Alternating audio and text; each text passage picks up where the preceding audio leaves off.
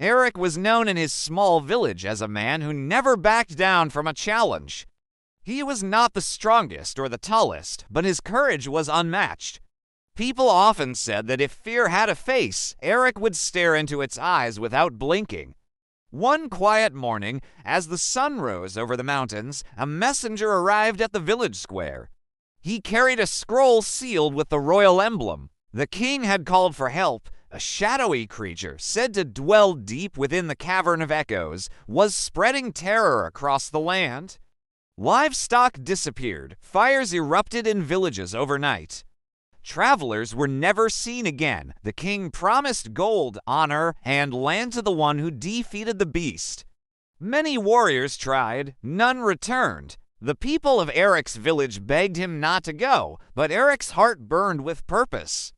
He knew that fear ruled them, and someone had to break its grip. So he packed only what he needed: his sword, a flask of water, and a small carved pendant his mother had given him when he was a boy. "This will keep you safe," she had whispered years ago. Aric traveled for days. He crossed rivers with currents so strong they nearly pulled him under.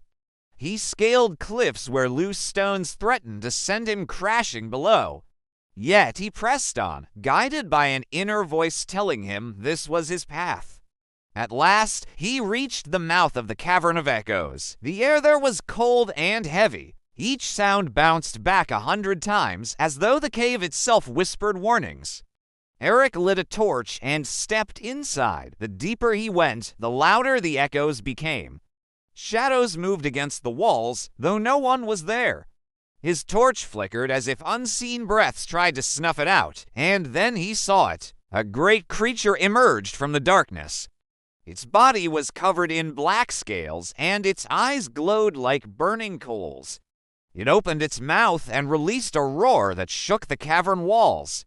Aric's knees trembled, but he held his ground. The battle was fierce. The creature struck with claws that could tear stone apart. Aric dodged, barely escaping with his life. His sword clashed against scales harder than iron, sending sparks into the air. Time and again, he was thrown to the ground. Each time, he stood back up. Finally, he remembered the pendant. He grasped it in his hand, and in that moment, he heard his mother's voice in his mind. Courage is not the absence of fear, but the strength to face it. With renewed strength, Aric looked the beast in the eye. He saw not just a monster, but fear itself, fear that had enslaved his people for too long. Summoning every ounce of will, he drove his sword into a gap between the creature's scales. The cavern shook, the beast let out a final roar, and then silence. When Aric returned to the village, carrying nothing but the pendant and his weary body, people gathered around him in awe. He told them the truth. The beast was not invincible. Fear was its greatest weapon, and courage was stronger.